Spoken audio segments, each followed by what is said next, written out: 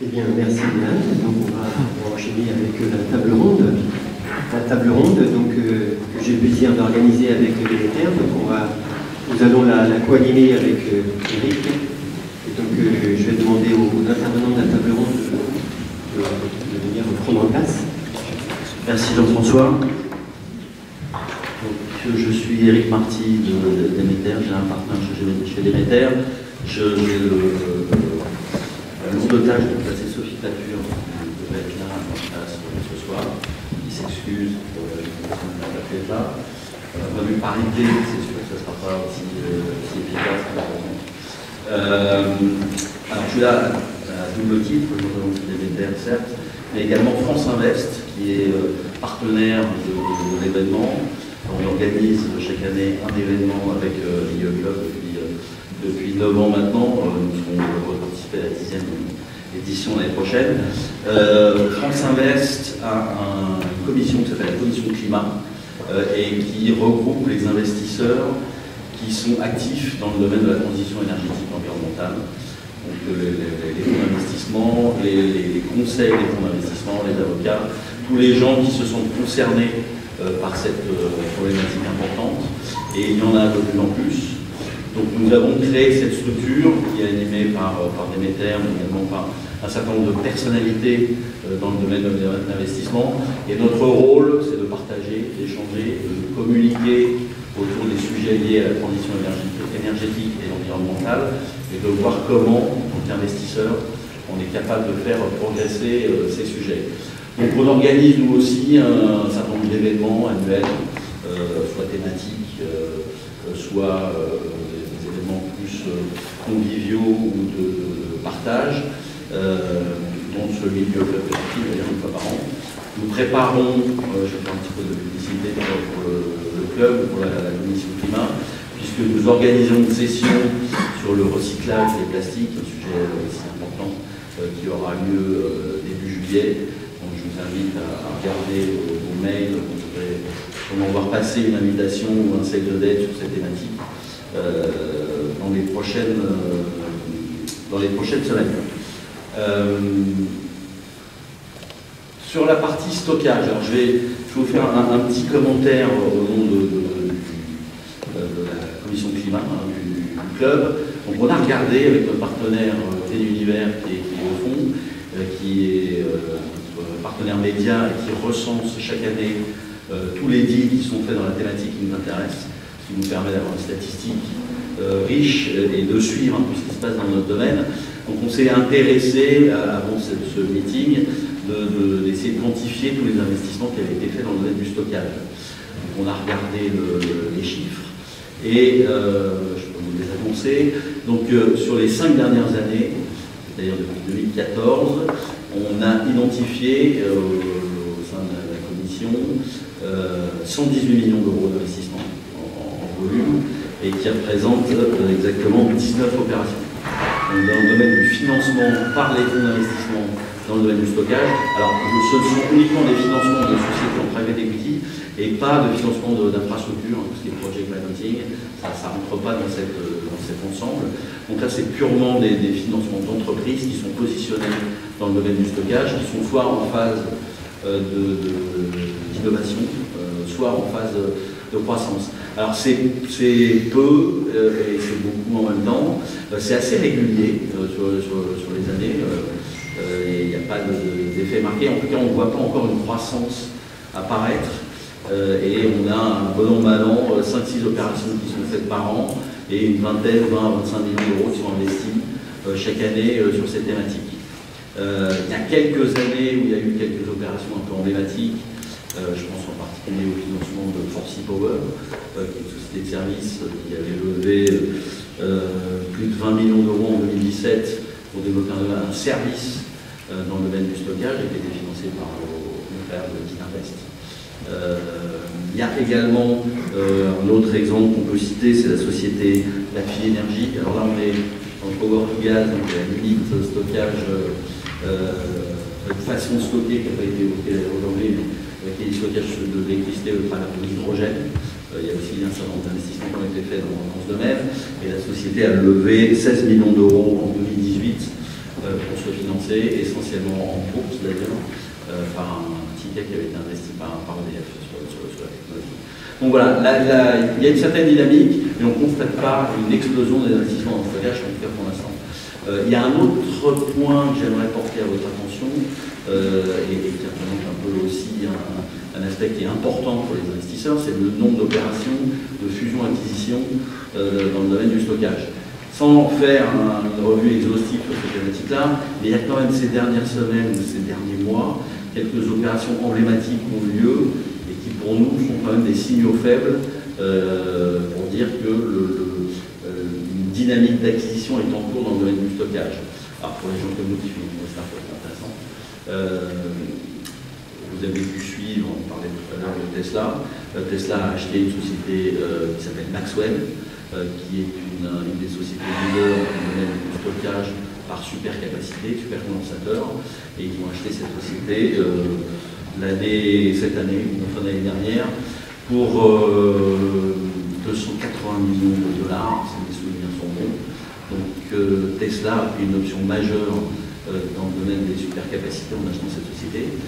Il y a eu une autre acquisition, c'est celle d'une société du domaine de raffinage, pétrochimie, pétrolière, par un acteur majeur de l'énergie qui est Shell, qui a racheté une société qui s'appelle Sonnen, qui a développé essentiellement en Allemagne une offre de stockage par batterie lithium B2C. Là aussi, un mouvement stratégique important. Et puis, ne pas rappeler, puisqu'on a eu une personne de chez SAT qui est intervenue tout à l'heure, l'acquisition de SAT par Total, il y a quelques mois de ça, quelques années maintenant, qui a été un peu précurseur. Total est toujours un peu précurseur dans ces mouvements stratégiques. Et je pense qu'on est là à l'aube d'un mouvement d'acquisition important, parce que comme on va le voir dans cette table, le stockage est un sujet particulièrement important pour les gens qui s'intéressent à l'énergie. Je finirai avec le point de vue de Demeter quand même, puisque au-delà de France Invest, je représente également Demeter. Donc Demeter a investi dans le domaine du stockage. Alors sur la partie innovation, on a financé 5-6 sociétés innovantes, dont une qui était à cette table ronde dans le domaine du stockage. On a financé Kennywatt, donc qui font des batteries Flow. On a financé une société qui s'appelle Nawa Technologies, qui fait des supercondensateurs également, du stockage d'hydrogène avec McPhy et Indosup, et puis des micro-batteries, parce que finalement le stockage, on a toutes les capacités de batterie, une société qui s'appelle Intel, qui fait du stockage sur batterie solide, tout à fait prometteuse. Et puis un dernier point qui est aussi intéressant dans le contexte de comprendre comment le stockage évolue. On vient de faire notre premier financement dans le domaine des infrastructures cette fois-ci, non plus de la technologie. Et on a financé, à ma connaissance, le plus gros parc d'infrastructures de stockage de batteries, puisqu'on a financé plus de 50 MW électriques de stockage avec Renault. C'est une infrastructure de stockage qui utilise des batteries issues des véhicules électriques, qui recycle les batteries issues du véhicule électrique, pour proposer une offre de service réseau, pour faire du stockage massif. Donc ça, c'est le premier investissement de cette nature en France. C'est une usine qui a été montée à Douai. Donc c'est Demeter, Renault, plus un partenaire allemand qui s'appelle The Mobility House. Et on ambitionne d'ailleurs avec ses partenaires de développer cette offre de service dans le domaine du stockage. Voilà, je ne vais pas être plus long. Encore une fois, au nom de France Invest, on est très heureux de participer à cet événement avec le club. Jean-François, je te laisse piloter le tableau. Merci Eric. Alors on va libérer un petit peu nos intervenants. Là, on va commencer par écarter un peu.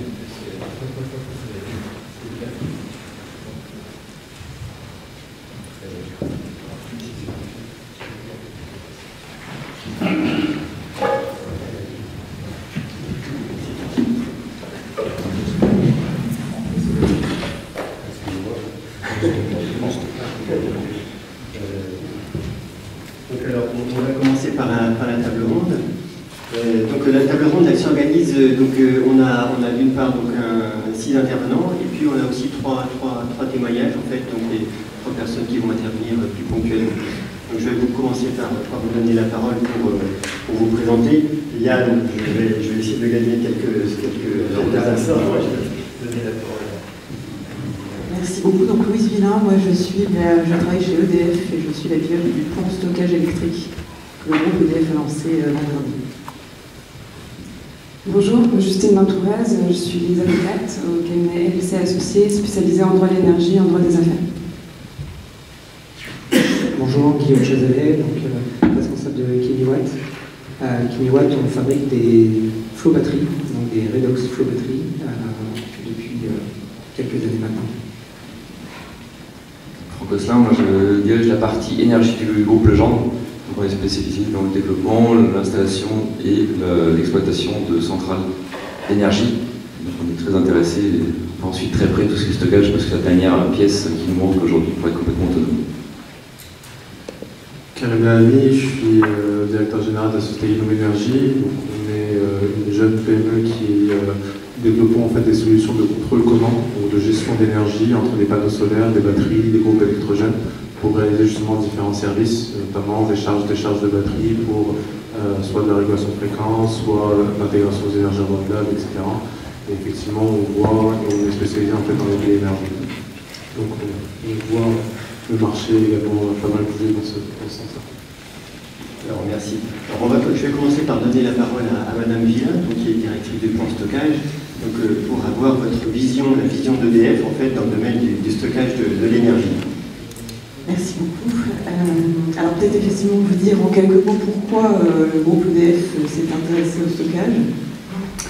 Alors parce qu'effectivement, ça a été dit à plusieurs reprises, le B.A.-ba de l'électricité, c'est que l'électricité ne se stocke pas, qu'il faut donc faire sans arrêt coïncider l'offre et la demande. Alors pourquoi on s'est intéressé au stockage? Parce que finalement, le stockage, c'est quelque chose qui permet de pallier la variabilité des ENR, du solaire et de l'éolien. Donc en tant que producteur d'ENR, forcément ça nous intéresse. C'est finalement un objet qui se marie aussi très bien avec de la production de base pilotable à partir du moment où elle est décarbonée. Parce que finalement, le stockage associé à des moyens de base décarbonés, ça devient un moyen d'éviter de démarrer des moyens de production qui, eux, émettent du carbone. Donc à ce titre-là, ça nous intéresse aussi. Ensuite, c'est un objet qui s'insère, on le voit de plus en plus, qui peut rendre des services aux grands réseaux. C'est les services de réglage de fréquence notamment qui ont été évoqués, et qui peuvent aussi rendre des services aux petits réseaux. C'est tous les systèmes éoliens, tous les microgrids, certains exemples ont déjà été évoqués aussi.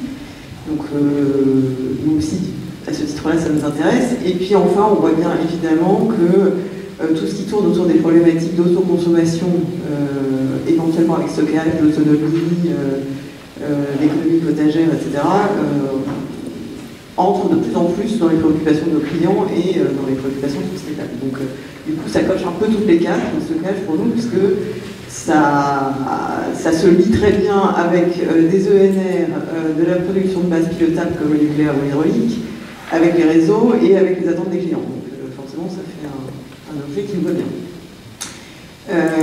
Alors pourquoi spécifiquement on a lancé un plan l'an dernier? Alors en fait déjà ce qu'il faut savoir c'est que nous ça fait très longtemps qu'on fait du stockage d'électricité parce que, vous le rappeliez tout à l'heure, en fait depuis les années 70 nous on exploite en France 5 gigawatts de ce qu'on appelle les STEP, donc les stations de transfert d'énergie par pompage. Donc en fait c'est des grands barrages où vous avez deux réservoirs, un en haut et un en bas, et vous turbinez l'eau du réservoir du haut vers le bas dans les périodes de forte consommation et vous profitez des périodes de faible consommation pour repomper l'eau et la faire remonter. Donc ça vous permet de stocker l'eau et de répondre. Nous on utilise ça depuis les années 70 pour suivre les variations de demande à un horizon journalier voire hebdomadaire. Donc en plus c'est des moyens qui permettent de stocker sur de très longues durées. C'est des durées qu'on ne voit pas du tout aujourd'hui avec les batteries. Donc, et effectivement, vous le rappeliez, les STEP, c'est quand même, ça reste de très loin le plus gros moyen de stocker de l'électricité dans le monde et ça va le rester encore longtemps. Alors, pourquoi spécifiquement l'an dernier on a lancé un plan stockage? C'est effectivement parce que, comme tout le monde, on a observé la décroissance très très forte des coûts des batteries. une décroissance à un rythme qui ressemble quand même beaucoup à celui qu'on a observé sur le photovoltaïque quelques années auparavant. Donc forcément, on se dit qu'il ne faut pas non plus laisser passer ce train du stockage, et c'est aussi les raisons pour lesquelles la Commission européenne se lance aussi dans des initiatives sur ce sujet-là en ce moment. Donc, je relève qu'il y a une sorte de moment sur le sujet quand même. Voilà, sachant que du coup, nous, on a d'ores et déjà commencé à développer des projets de batteries. En gros, aujourd'hui, on en a à peu près 100 MW qui sont majoritairement aux États-Unis, au Royaume-Uni et dans les territoires insulaires, dont on a vu qu'effectivement, ils trouvent plus vite leur intérêt, puisqu'ils sont dans des systèmes où il n'y a pas beaucoup de réseaux et donc pas beaucoup d'autres leviers de flexibilité pour le système électrique. Voilà, donc du coup, notre ambition, c'est de développer 10 nouveaux gigawatts de stockage dans le monde d'ici à 2035. Alors c'est une ambition qu'on a volontairement structurée à un horizon de temps assez long, parce que comme vous, on estime qu'on n'est qu'au début de l'histoire et que nous, notre objectif, c'est d'accompagner ces marchés au fur et à mesure qu'ils vont gagner en maturité. Et sachant que du coup, nous, ce qu'on vise, c'est d'être présent sur tous les segments de stockage au fur et à mesure de leur ouverture, si je puis dire. Donc pour nous, on distingue le stockage directement centralisé, qui est vraiment directement dans les réseaux, où là, on va retrouver les steps, où on a des ambitions de développement de steps. On vise d'en développer 2 gigawatts.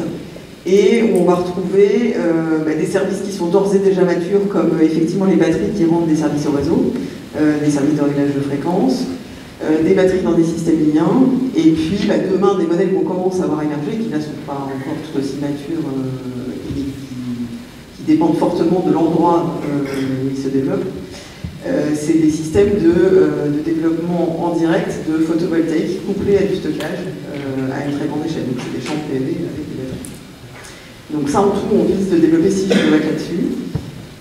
Après, on vise de développer des batteries diffuses chez les clients, en sachant que donc ça, c'est principalement 2 modèles. C'est la batterie en complément de l'autoconsommation. Ça, c'est un modèle qui, aujourd'hui, en Europe, dans les pays dans lesquels nous, EDF, on est commercialement présents, ne se développe pas trop, parce que, essentiellement pour des questions réglementaires aujourd'hui. Voilà, mais dans d'autres pays comme l'Allemagne, c'est clairement parti. Vous parliez de Zonel tout à l'heure. On voit bien que ça finit par arriver. Donc là, on vise d'en développer 4 gigawatts, sachant que l'autre modèle dont on pourra peut-être parler un peu plus, c'est celui du véhicule to grid. Donc c'est d'utiliser la batterie du véhicule électrique comme un moyen de stockage. Parce que finalement, la batterie du véhicule électrique, c'est une batterie qui roule 5% du temps. 95% du temps, c'est une batterie. Voilà. Donc là aussi, on est en train de se développer sur le sujet. Et enfin, le dernier segment sur lequel on veut se développer, c'est celui de l'off-grid, donc de l'accès pur et simple à l'électricité. Et là, les développements sur le panneau solaire et les batteries commencent à apporter une certaine maturité à ce marché. Et l'hydrogène? Alors l'hydrogène, effectivement, on l'a regardé. L'hydrogène, c'est un sujet extrêmement intéressant et qui là aussi a une vie qui va avoir plusieurs vies, à mon avis. Nous, ce qui nous a semblé, c'est que pour nous, le premier enjeu de l'hydrogène, c'est d'abord qu'il soit produit de manière décarbonée. Parce qu'aujourd'hui, l'hydrogène, très majoritairement, c'est produit à partir de vapeur de méthane, donc c'est carboné, ça émet du CO2. Nous, ce qu'on voit, c'est qu'effectivement, les avancées technologiques qui sont en cours font qu'on commence à avoir un avenir pour l'hydrogène décarboné, c'est-à-dire produit par électrolyse de l'eau. Et que là, pour des usages dans l'industrie ou dans la mobilité lourde de l'hydrogène, on commence à pouvoir imaginer une décarbonation de ces process-là par de l'utilisation de l'hydrogène décarboné. Donc c'est effectivement la raison qui nous a conduit à investir, vous le rappeliez juste à l'instant, dans McPhy l'an dernier. McPhy, c'est d'abord un fabricant d'électrolyseurs, et donc effectivement, nous, c'est bien pour accompagner ça, et on pense que c'est par là que l'hydrogène va émerger, l'hydrogène décarboné. Après, la question du stockage d'électricité, c'est-à-dire je transforme de l'électricité en hydrogène, je le stocke, et après je le retransforme en électricité ou je le mets dans les autres gaz, ça pour nous, on est sur des fondamentaux économiques qui sont pas là, pour le moment, clairement. Ça arrivera peut-être un jour, voilà, mais clairement, c'est pas pour demain. c'est un sujet de très longtemps. Merci Louise. Donc on va rebondir en fait sur la question de la mobilité électrique en fait, donc avec l'interaction entre sur l'usage des batteries de véhicules électriques que l'on utilise de manière stationnaire. Je vais donner la parole à M. Portanès pour un témoignage. Oui, merci. Donc, on a travaillé donc, avec Bouygues et Renault donc, sur des projets d'utilisation de batteries de véhicules électriques lorsqu'elles ont fini leur première vie, c'est-à-dire que dans la voiture, la batterie est utilisée souvent à des fortes puissances, avec des variations importantes, il faut accélérer, il faut monter les côtes, et au bout d'un certain temps, quand elle a en gros perdu 25% de sa capacité, il faut la changer pour continuer à utiliser correctement la voiture, parce que l'autonomie diminue et la voiture est moins performante. Et là, il reste encore 75% de la capacité initiale de la batterie, et cette capacité, on peut l'utiliser de façon stationnaire, par exemple dans des bâtiments, pour faire des stockages qui, eux, sont beaucoup moins exigeants au niveau de la puissance demandée et surtout beaucoup plus réguliers. Et ça permet en gros, de doubler la durée de vie d'une batterie. Ça permet d'avoir une deuxième utilisation, donc en gros de faire baisser le prix de la batterie dans la voiture. C'est intéressant à la fois pour le fabricant de voitures électriques, mais aussi pour celui qui veut utiliser la batterie pour faire du stockage. Et donc on a développé un système assez particulier qui utilise la batterie de la voiture telle qu'elle, directement, je sais pas ce on les voit là-haut. Donc la batterie est sortie de la voiture, là on voit des batteries Kangoo qui ont été sorties de la voiture et qui sont absolument pas modifiées. Donc on garde son enveloppe, on garde la sécurité de la batterie qui va avec la voiture électrique, parce que cette batterie qui se promène sur la route, elles sont au niveau de la sécurité extrêmement étudiées, de façon à ce qu'en cas d'accident ou autre, il n'y ait pas de problème avec la batterie. Et puis on a développé donc toute l'électronique qui permet d'utiliser ces batteries, parce que comme on ne les a pas à démonter, on a à l'intérieur de la batterie, ce qui est nécessaire pour toutes les batteries lithium-ion, un BMS, le Battery Management System, qui est l'électronique qui surveille la batterie et qui lui permet, en équilibrant les différentes cellules et autres, de fonctionner correctement et pendant un temps assez long. Donc on doit passer à travers ce BMS, dialoguer avec lui, parce qu'il a été fabriqué pour la voiture, donc pour des usages en mobilité, et là on va l'utiliser pour des usages stationnaires, donc soit pour donner des services au bâtiment, soit pour donner des services au réseau. Donc on a parlé tout à l'heure de la régulation de fréquence, ça permet en ayant un nombre assez important de faire de la régulation de fréquence, ça permet de faire du stockage donc, au niveau de l'énergie, donc là on améliore au niveau d'un bâtiment, quand il y a de la production photovoltaïque, on améliore l'autoconsommation du bâtiment, ça peut aussi permettre de supporter un réseau, par exemple si vous voulez installer un certain nombre de points de recharge dans un bâtiment, vous allez très vite augmenter la capacité qui est nécessaire, la puissance nécessaire installée sur le bâtiment. Il suffit de quelques voitures électriques pour que vous ayez presque à doubler votre puissance. Et parfois, le réseau du bâtiment, il faut le refaire ou il ne suffit pas. Et donc ça permet, en stockant l'énergie pendant les périodes où le bâtiment ne les utilise pas, par exemple la nuit, de la redonner au moment où vous branchez votre voiture le matin en arrivant, de façon à ne pas tirer sur votre système électrique, sur votre réseau électrique interne au bâtiment. Donc ça permet un certain nombre de services de support directement au réseau. Ok, merci. Donc on va enchaîner avec Kimiwatt, qui développe une solution pour notre type de batterie. En effet, c'est une autre technologie de batterie. Là, on parle pas de batterie lithium-ion, là, on parle d'une batterie redox flow batterie. Donc, Kimiwatt a développé cette technologie depuis quelques années maintenant, depuis fin 2014, avec, on a voulu prendre, on va dire, le meilleur de la technologie flow batterie, qui est la capacité de découpler la puissance et l'énergie, en gommant quelques inconvénients, notamment l'aspect chimique un petit peu compliqué, en utilisant cette fois-ci des molécules qui sont très innovantes, puisque c'est des molécules organiques, donc des molécules qui, de base, sont biodégradables et recyclables. Donc, avec cette idée en tête de pouvoir, dès le départ, essayer de solutionner des problématiques qu'on pourrait avoir lors de la fin de vie des différentes batteries. Donc on a développé cette technologie en prenant justement ces molécules donc, organiques, en les passant dans des liquides. Donc, ce qui fait que là aussi, on s'affranchit de quelques contraintes importantes qui ont été mentionnées au préalable, c'est-à-dire au niveau de la sécurité. C'est-à-dire que le fait d'être dans des liquides et d'utiliser cette technologie dans un environnement liquide, on s'affranchit de la problématique de feu. Donc ça, c'est un point important. Les problématiques aussi d'explosion sont très très limitées par rapport à d'autres technologies. Et donc on a une technologie qui, de base, est d'un côté plus sûre pour l'environnement, plus sûre pour l'utilisation, avec un champ d'application qui reste adressable comme toutes les autres batteries, donc pour adresser des applications pour les micro-réseaux, pour adresser des applications telles que l'intégration des renouvelables. On est aujourd'hui sollicité aussi pour l'intégration des voitures électriques sur le parc, puisque, comme vous l'avez justement mentionné, intégrer des bornes de recharge de temps en temps sur un point d'accès, un réseau, ça a un impact. Et donc faire un transfert vers du stockage, c'est quelque chose qui est très recherché. Donc on travaille avec Bouygues Energies Services sur ces sujets-là. Donc ça c'est important. Et au niveau du développement Climiwatt, donc on a une technologie qui est très innovante, puisque ça fait que peu de temps qu'on travaille dessus, mais on a déjà fait beaucoup de réalisations. On a fait des prototypes, des démonstrateurs, on est en train de faire des versions supplémentaires de démonstration, et on est là justement pour promouvoir qu'il y a d'autres technologies et d'autres solutions par rapport au stockage. Donc ça, c'est pour ouvrir le champ. Toutes les technologies ont certains avantages.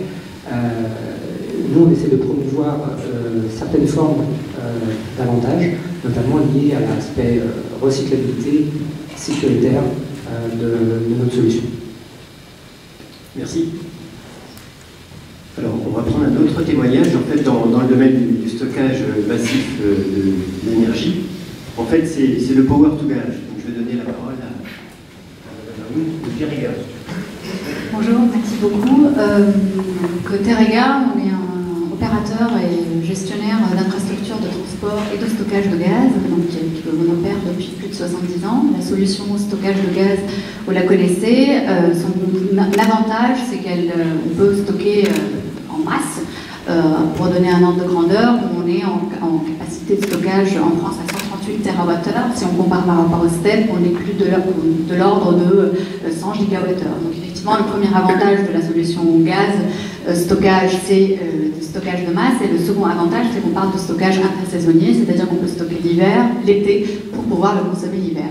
Alors effectivement, là, on parle de gaz naturel, et donc c'est encore l'énergie carbonée, mais le secteur gazier est traversé aujourd'hui par une grande vague d'innovation, notamment par tout ce qui est méthanisation et le biométhane, et donc de nouvelles sources de gaz vert qui permettent progressivement de décarboner le secteur gazier.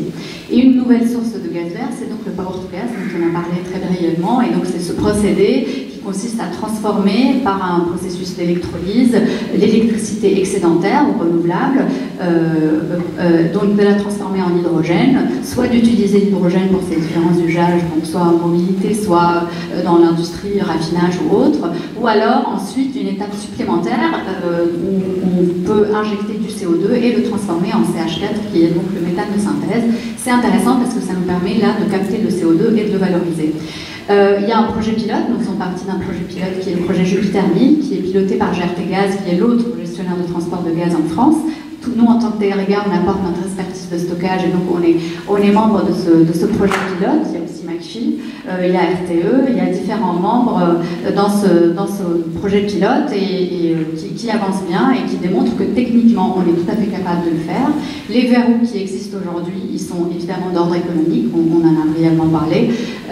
Aujourd'hui, les revenus, l'équilibre économique, il dépend essentiellement du coût de la tonne de CO2 évitée, et puis deuxièmement du prix de l'électricité, parce que pour le processus d'électrolyse, la moitié du prix provient du prix de l'électricité. Donc c'est là où le moment où on va arriver à capter l'électricité moins chère, qui va nous permettre de réaliser une rentabilité économique accrue. Pour vous donner un ordre d'idée, aujourd'hui, si on arrive à avoir de l'électricité solaire à 60 € le mégawattheure, pour le transformer en hydrogène par ce processus, on est plutôt de l'ordre de 100 € le mégawattheure, et donc encore plus élevé si on va vers la méthanisation, vers la méthanation. Donc il y a des progrès à faire d'un point de vue économique, mais si on raisonne d'un point de vue équilibre global du système, c'est-à-dire qu'on va chercher à optimiser à la fois le secteur électrique, le réseau électrique et le réseau gazier, on va chercher dans certains cas à éviter certains investissements dans le réseau électrique. On sait par exemple chez nous en Nouvelle-Aquitaine, on a certains producteurs de photovoltaïque qui viennent nous voir où ils n'ont pas accès au réseau électrique. Donc ça évite parfois de construire de nouvelles lignes électriques en faisant appel à cette technologie. Donc c'est une technologie qui a un avenir. On a besoin de faire des progrès effectivement en termes de rentabilité économique. Et puis il y a une question sur le rendement, parce que là aussi le rendement n'est pas optimal. Avec ce processus, le rendement énergétique est d'à peu près 60-70%.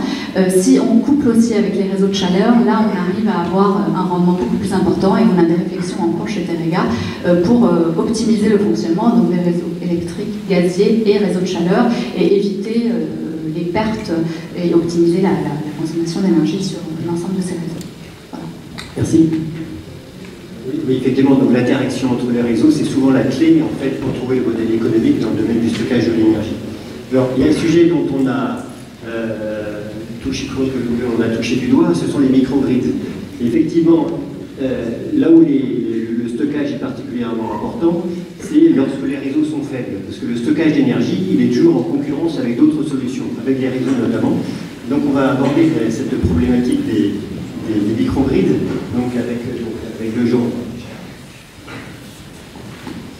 Oui, alors, sur les microgrids, le témoignage qu'on va apporter, c'est deux choses. Sur la partie, effectivement, vrais microgrids qui existent et qui sont vraiment, je dirais, sur lesquels on travaille, qui sont en Afrique, qui effectivement sont complètement idotés, et c'est des installations effectivement où là le stockage il a pleinement sa raison d'être, parce que le prix de l'électricité évité, comme on évite de l'électricité qui est fabriquée à partir de groupes électrogènes, tout de suite, entre guillemets, c'est rentable dès aujourd'hui. Et donc ça évite assez, notamment sur des villages, même des entreprises, de recréer un réseau comme on a chez nous. Ils sont passés effectivement la même chose que pour le téléphone. Ils sont passés de rien du tout au portable, ils ne sont pas du tout passés par le téléphone fixe, mais ils vont faire exactement la même chose dans l'énergie.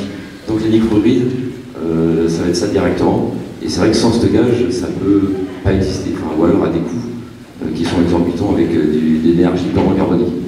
Et donc aujourd'hui, nous, c'est ce qu'on développe, et c'est vrai qu'il y a aujourd'hui, dans l'équilibre économique, aujourd'hui, on a rendu simplement à coupler la partie photovoltaïque avec du stockage, plus qu'un groupe électrogène, parce que le stockage pur plus le photovoltaïque, on arrive quand même à cette rentabilité-là. C'est-à-dire que la rentabilité, c'est vraiment plutôt du jour-nuit, sur les capacités de stockage. Sur le passé, plusieurs jours, comme vous avez expliqué, vraiment des équilibres climatiques longs, il faut vraiment une puissance, ce photovoltaïque ou éolien, d'ailleurs ça ne change strictement rien, qui soit extrêmement importante et des capacités de stockage extrêmement importantes pour combler un manque complet de production d'énergie. Donc aujourd'hui, en Afrique au moins, on arrive à ces solutions-là où c'est un mix entre le photovoltaïque et les batteries en base, plus effectivement, quand il n'y a vraiment plus ni de soleil ni de vent, on peut passer avec quand même la solution ancienne. Mais plus ça va aller, je pense, plus de toute façon on va éliminer cette partie carbone avec la production de groupes électrogènes. En France, c'est un petit peu différent. Donc aujourd'hui, clairement, nous, tout ce qu'on utilise et tout ce qu'on a regardé, il n'y a aucune rentabilité économique aujourd'hui sur le stockage. En France, c'est sans subvention autre. Par contre, on arrive sur des appels d'offres, des choses comme ça, on arrive à développer des solutions. Dans le cadre démonstrateur, on travaille sur quelques sujets. Ça, c'est pour faire avancer, et je pense que c'est clairement l'avenir. On va y arriver, donc ça va demander encore des efforts, des études et autres, mais c'est clairement la voie qu'il faut suivre aujourd'hui pour pouvoir avancer. C'est-à-dire qu'on a donne, qu'on parlait effectivement, le sujet, c'est le changement d'onde, on y est vraiment aujourd'hui maintenant, c'est tout de suite que ça se passe. Ça a commencé avec le photovoltaïque, avec la partie autoconsommation, ça change déjà. Le complément de tout ça pour que ça fonctionne, ça va être vraiment le stockage. Donc aujourd'hui, nous on le fait un peu de façon indirecte en stockant sous forme de chaleur. Alors énergétiquement, c'est vraiment pas terrible de surchauffer le week-end quand les bâtiments sont occupés pour qu'ils soient chauds un peu lundi, ou pour éviter de rechauffer, ou de sous-refroidir des chambres froides à l'inverse. Pas pareil, même s'il n'y a pas besoin, parce que tout ça, parce qu'on a de la production électrique disponible. C'est niveau zéro parce que du stockage, parce que entre guillemets, il n'y a pas de nouveaux investissements à faire, il n'y a aucune rentabilité, même énergétique là-dedans. avec le stockage, on va vraiment franchir un nouveau cap. Et ça va vraiment permettre d'être beaucoup plus autonome et d'autoconsommer maintenant à 100%, enfin, tout ce qu'on va pouvoir installer, ce qui n'est encore pas le cas tout à fait aujourd'hui. Donc voilà, on est vraiment en plein dans le changement de donne aujourd'hui. Ok, merci. Alors, évidemment, quand on a des systèmes comme ça, l'important c'est de savoir les piloter, n'est-ce pas? C'est une nerf de la guerre. C'est bien de la guerre, c'est savoir les piloter. Exactement, donc là je rejoins totalement M. Gosselin en fait, sur vraiment l'avantage on va dire du stockage et comment le stockage est arrivé. En fait, par rapport en fait, à ce qui a été dit, je vais essayer de compléter et justement essayer de un peu enrichir la réflexion au sujet de l'introduction du stockage, notamment dans la thématique des pays émergents. Notamment, en fait, nous, le cœur de métier, c'était vraiment les pilotages, notamment dans le stockage d'énergie. Et effectivement, quand on regardait, on va dire, des réseaux bien développés, sur lesquels, comme en France, en Europe, ou même aux États-Unis de manière générale, en fait, il y a un prix d'électricité qui est assez compétitif et sur lequel, en fait, le stockage n'est pas compétitif, en tout cas, n'apporte pas assez de valeur pour pouvoir justifier exactement, et pour pouvoir justifier un investissement. Et ce qu'on constate, en fait, c'est que avec la baisse, notamment des coûts du prix des panneaux photovoltaïques, on s'est retrouvé en fait en Afrique, notamment sur des réseaux, on va dire très faibles, comme par exemple Madagascar, par exemple, pour citer que ça, ou encore l'Afrique de l'Ouest, sur en fait un prix de PV qui est extrêmement bas, un coût de revient PV qui est extrêmement bas et que les développeurs, justement, comme les gens peuvent proposer, et sur lequel en fait déjà un système PV diesel apparaît intéressant. Et où justement, nous, par exemple, on fournit énormément de systèmes comme ça en Afrique ou au Moyen-Orient pour pouvoir juste piloter l'énergie intermittente PV et ensuite le groupe électrogène qui est toujours là, qui a toujours été utilisé pour pouvoir le faire, avec un réseau effectivement qui est utilisé en backup. Donc pour vraiment l'expérience industrielle, les gens préfèrent en fait utiliser un groupe électrogène qui est plus cher, mais vraiment sécurisé, plutôt qu'un réseau qui est déficient. Et en fait, avec la baisse des coûts des panneaux solaires, ce qui s'est passé, c'est que maintenant, en fait, les gens se disent, c'est très bien, maintenant je suis capable en fait, de baisser mon prix d'énergie, et comme on disait, en fait, le prix n'est plus le sujet en soi. C'est-à-dire comment je peux augmenter mon taux de pénétration d'énergie renouvelable, mettre plus d'énergie photovoltaïque, tout en assurant en fait une sécurité, tout en assurant en fait de nouveaux services. Par exemple, j'ai des micro-coupures, par exemple, j'ai des problèmes, par exemple, je ne veux plus utiliser mon groupe électrogène, je veux l'utiliser le moins possible, etc. Et c'est là où en fait on voit les thématiques de microgrid commencer à s'installer. Donc notamment, par exemple, pour tout ce qui est accès à l'électrification rurale, on n'a plus trop envie d'utiliser le groupe électrogène, on l'utilise quand même.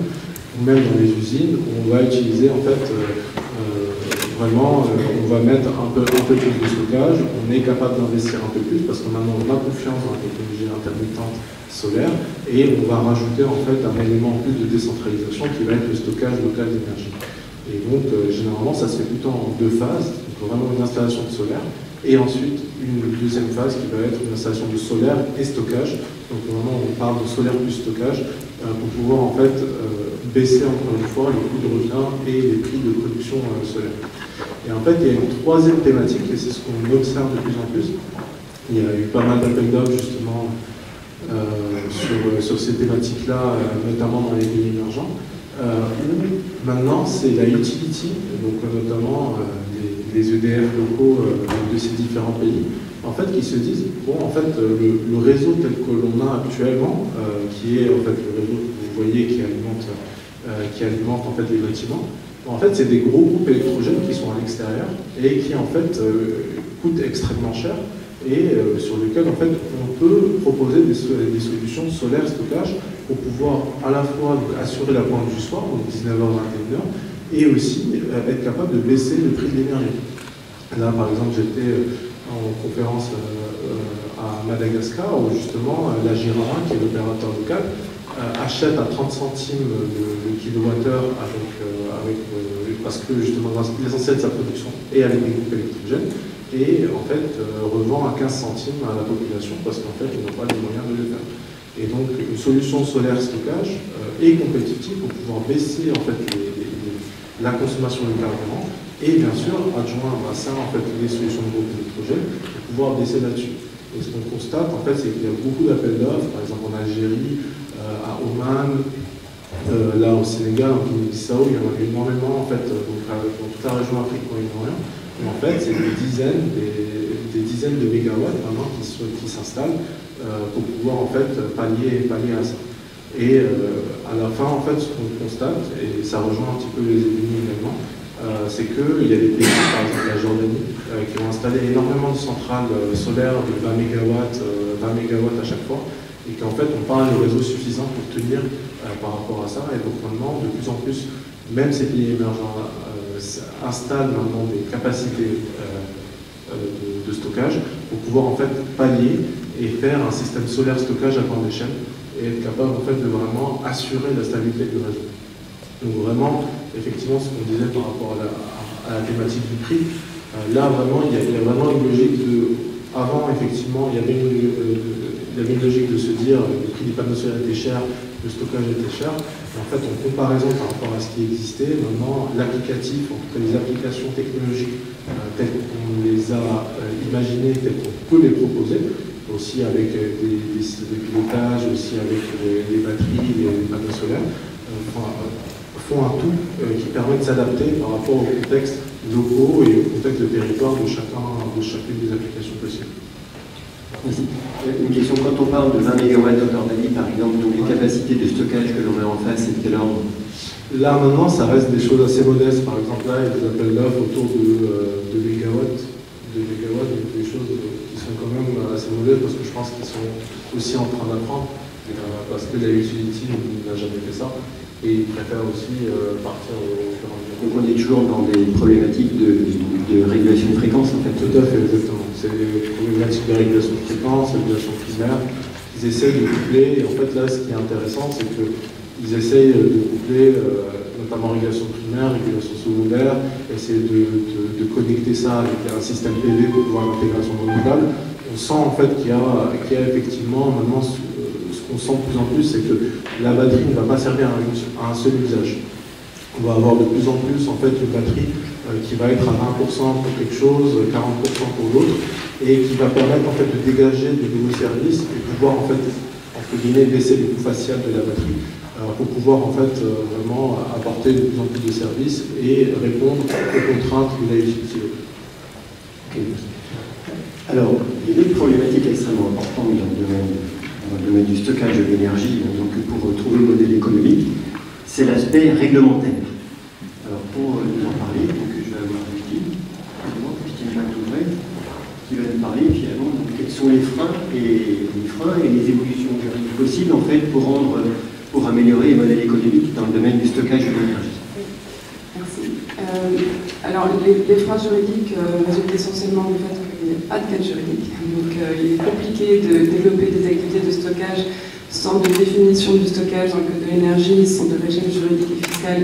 Donc aujourd'hui, on a un stockage finalement qui est placé sous des définitions un peu rigides du code de l'énergie, puisque unité de stockage est à la fois un producteur et un consommateur, puisque une quantité d'énergie stockée va être considérée comme une production et une quantité d'énergie déstockée comme une consommation. Ça, c'est du travail de définition, mais ça a aussi des impacts fiscaux et ça a aussi des impacts finalement sur les modèles économiques des projets et les business plans, puisque aujourd'hui on est sollicité beaucoup là-dessus, c'est pour optimiser aussi les projets. C'est finalement la double imposition, puisque le stockage est considéré comme une production et une consommation, on va être imposé à deux niveaux. Voilà, donc ça c'est peut-être le premier frein et ce sur quoi on a travaillé. Et puisqu'on parle d'évolution juridique, c'est aussi là-dessus que la directive européenne, donc celle qui a été adoptée en décembre et celle qui est en cours d'adoption puisqu'elle a été adoptée par le Parlement, va beaucoup jouer, et prohiber justement cette double imposition. Donc on ne sera plus redevable deux fois au titre d'une activité de stockage. Et aussi peut-être un des principaux freins juridiques, c'est l'autoconsommation, puisque dans l'autoconsommation individuelle est prévu le stockage, alors que dans l'autoconsommation collective, il n'y a rien prévu. C'est compliqué à mettre en place, notamment parce qu'on a l'absence de principe de comptage net en fait, entre la production et la consommation. La production devant être égale la production devant être égale à la consommation, il est compliqué du coup de valoriser stockage, de faire du stockage de réserve. Ensuite, d'autres difficultés, ça va être essentiellement d'ordre fiscal. On a des difficultés notamment quand on fait du démontage de type véhicule touré et véhicule de leasing. C'est la qualification des activités. Finalement, le véhicule, c'est un opérateur de stockage. Est-ce qu'il va être producteur? Est-ce qu'il va être fournisseur? Quel va être le lien contractuel d'accès au réseau? Si on a une activité commerciale, comment on va régir tout ça? Voilà. Donc, nous, c'est notre travail à nous, c'est de s'emparer de ces problématiques-là, à la fois en fédérant les acteurs pour faire notamment du lobbying. Donc, notre travail, c'est de construire des argumentaires juridiques, techniques et économiques avec tous les acteurs. Et c'est aussi d'envisager des expérimentations. Donc là, on a une directive européenne, plusieurs directives européennes avec le paquet énergie, qui nous ouvrent la possibilité d'aller au-delà de l'autoconsommation, de créer des communautés énergétiques qui vont intégrer non plus seulement des producteurs-consommateurs comme l'autoconsommation collective, mais des producteurs, des consommateurs, des stockeurs, des distributeurs. Donc finalement, aujourd'hui, nous a laissé la possibilité réellement de développer la filière, les activités de stockage, en proposant des expérimentations. Voilà. Donc il y a beaucoup de freins, mais il y a aussi beaucoup d'évolution et peut-être d'espoir si on se mobilise tous autour de ces enjeux. Peut-être de l'espoir, j'ai entendu. Surtout de l'espoir. Surtout de l'espoir, j'espère. Alors, donc, pour clôturer la table ronde, on va avoir un dernier témoignage. Yann Note, tout à l'heure, nous a parlé en fait des problèmes de sécurité, d'intégration. On a parlé des questions de mobilité, aussi du stockage pour la mobilité. Et on a la chance en France d'avoir un acteur, donc Forcy Power, qui est bien placé sur ces questions d'intégration. Donc je vais donner la parole à M. Rambouville.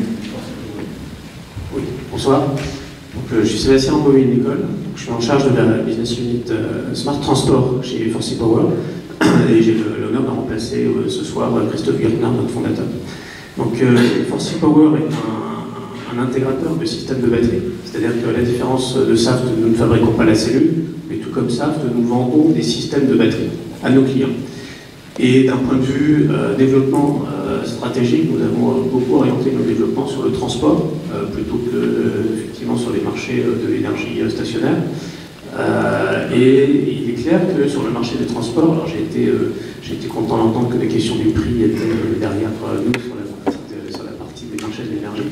Sur la partie des transports, c'est vrai que la question du prix est prégnante de tous les jours, parce que nos clients, qui sont des fabricants de véhicules, se battent au quotidien pour vendre leurs véhicules et en concurrence avec notamment des fabricants chinois ou des fabricants asiatiques qui ont déjà un track record de plusieurs centaines de milliers de véhicules électriques sur les marchés en Chine et en Asie.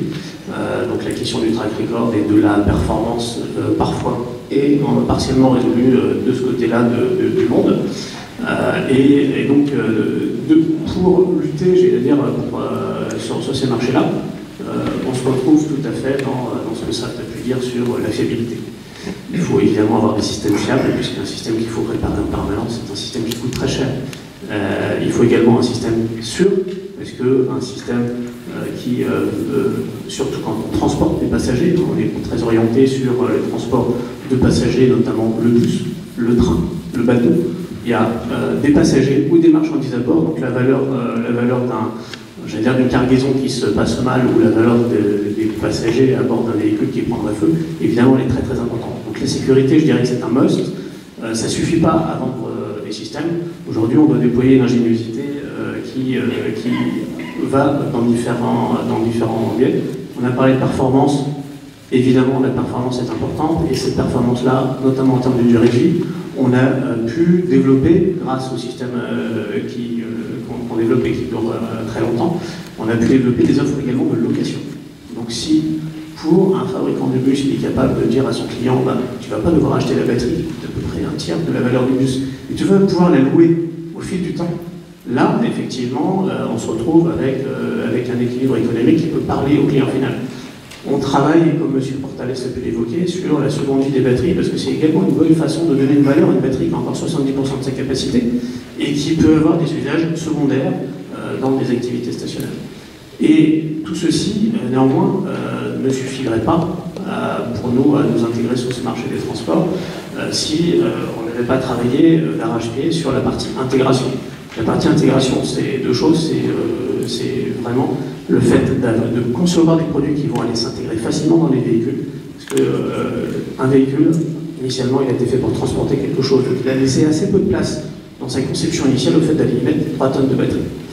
Donc, dans la conception de nos batteries, on travaille de manière très intime avec les fabricants de véhicules pour qu'ils s'intègrent le mieux possible, que le poids soit le plus équilibré possible, que le poids soit le plus faible possible, pour que ça s'intègre bien, que ça respecte bien également toutes les contraintes de mécanique, puisque un véhicule, à la différence effectivement des systèmes stationnaires, ils vont vibrer beaucoup, ils vont subir beaucoup de chocs, ils vont potentiellement subir des crashs.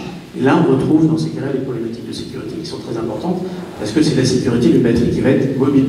Et donc il y a tout un tas de certifications et de tests effectivement de sécurité qui sont très importants pour ça. L'intégration, c'est également comment intégrer et interfacer en fait, notre système au système de traction du véhicule. Et là, c'est ce qui va faire sa fiabilité. Parce que si notre système dialogue mal avec le moteur électrique et avec le système de commande du véhicule, on risque d'avoir effectivement un certain nombre de pannes qui vont aller ruiner sa rentabilité du fait d'une non-fiabilité.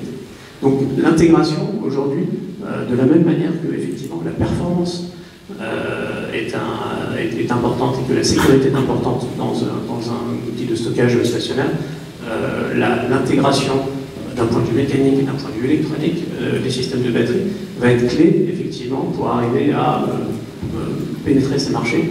Et c'est aujourd'hui ce qui fait, je pense qu'on arrive à trouver notre place sur ce marché-là. On est sur un marché qui est en très forte croissance, du fait justement d'avoir réussi à combiner un petit peu tous ces atouts, de maîtriser nos coûts évidemment, et on les maîtrise d'une manière notamment en profitant des augmentations des volumes sur un certain nombre de cellules électrochimiques que nous pouvons intégrer, mais aussi en maîtrisant parfaitement l'intégration de ces systèmes de batterie dans les véhicules, quitte ensuite après à pouvoir, dans une seconde vie, donc c'est un petit peu plus lointain quand même, pouvoir les déployer dans des usages qui permettront de continuer à les valoriser. Merci. Alors, on a fini la table ronde. Je ne sais pas si on a le temps de prendre une question 2.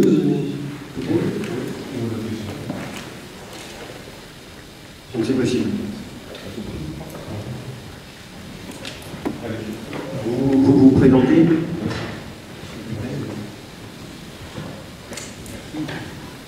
Donc, bonjour, Jacques Noël. Donc, je dirige la société Tomaro, qui est un éditeur de logiciels. On fabrique donc des logiciels de gestion intelligente de l'énergie. On est très focalisé donc sur l'autoproduction, l'autoconsommation de toute maille de territoire. Et on est plutôt multi-énergie. Donc je suis particulièrement intéressé bien sûr par la question du stockage électrochimique, on a fait surtout donc il a été question donc des batteries de stockage d'électricité électrochimique. Et il y a une question moi qui me revient toujours, c'est pour gérer correctement, donc faire du contrôle commande, mettre en place donc des BMS qui puissent dialoguer avec nos modules de gestion de l'énergie. On a besoin de fiabiliser l'état de charge, l'état de santé de la batterie, etc. Et on a besoin d'avoir des modèles numériques qui soient à peu près fiables. Mais on se pose toujours la question, c'est comment sont fabriqués ces modèles numériques de ces batteries? Parce qu'en fait, ils n'ont jamais été testés, ils n'ont jamais eu un cycle de vie à peu près complet. Et ils ont été, à chaque fois, l'état de charge, l'état de santé, c'est estimé, à la grosse maille, à la grosse touche. J'aimerais savoir si parmi donc, les industriels ou aujourd'hui les opérateurs, les acteurs, est-ce qu'il y a des tips, des trucs, des astuces pour essayer de fiabiliser ces données qui finalement sont des réactions électrochimiques qui sont à peu près viables. Merci. Je pense que ça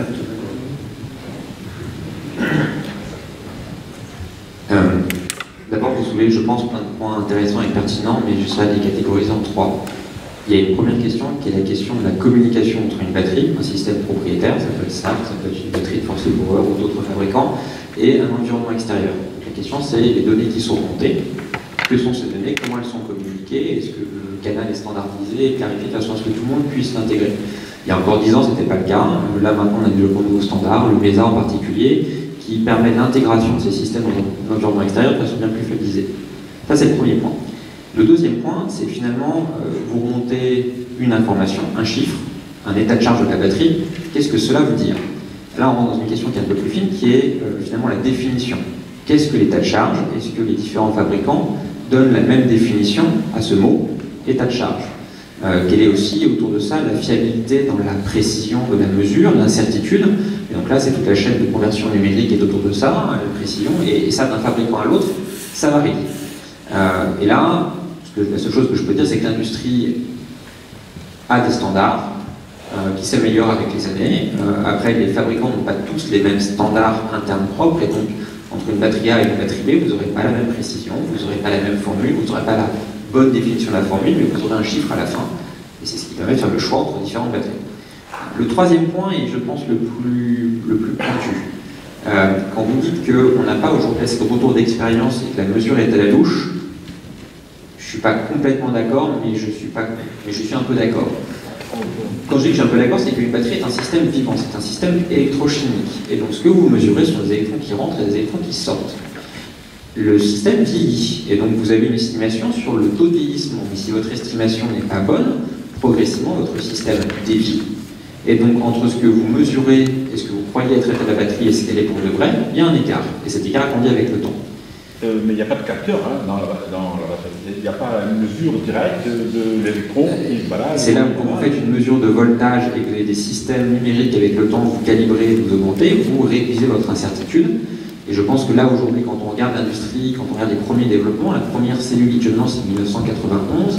Les premières vraies mises en module avec paramétrage et calibrage, en tout cas chez SAFT, 1998, c'est ça? 95, j'ai écraté 3 ans dans le mauvais sens.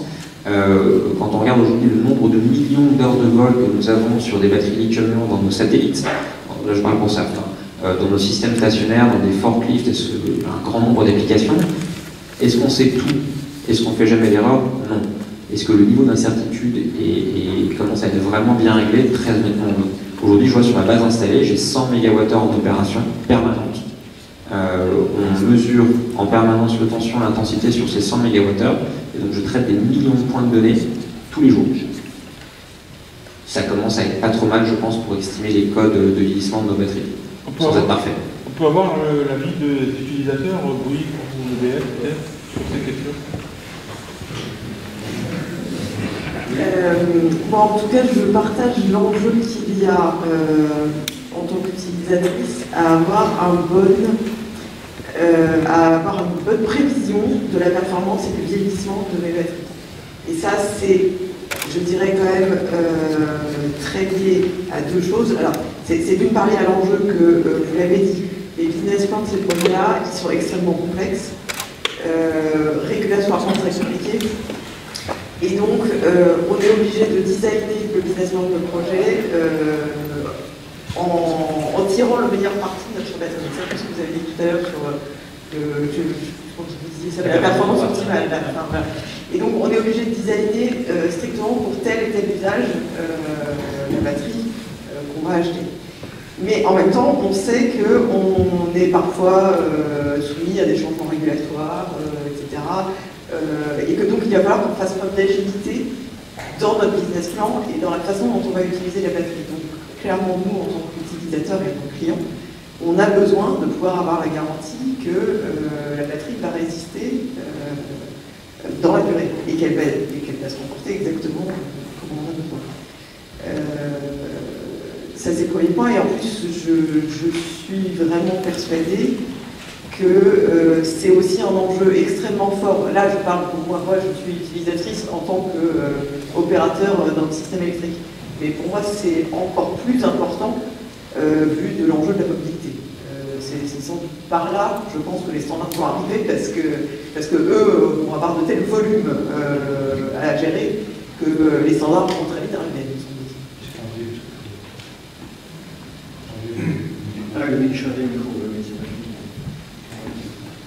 Juste pour aussi compléter ce qu'il a dit, après derrière, en fonction des technologies, il y a des choses qui sont plus ou moins faciles intrinsèquement vis-à-vis de la technologie de suivre en termes de vieillissement ou d'ajustement. Et c'est vrai que le fait d'avoir une multiplicité de cellules peut amener aussi une certaine complexité. Donc le fait de réduire cette complexité avec des technologies qui sont peut-être un petit peu plus simples et flexibles, ça permet aussi de répondre un petit peu à votre question. On arrête là ou vous voulez juste faire un dernier commentaire sur le sujet. On travaille avec Renault. Renault, ces batteries en fait sont surveillées en permanence. Ils récupèrent toutes les données d'utilisation pendant la vie de la voiture. Et donc c'est transmis en centralisé sur une base de données où ils gardent toutes les données, toutes les batteries. Donc on connaît leur vie.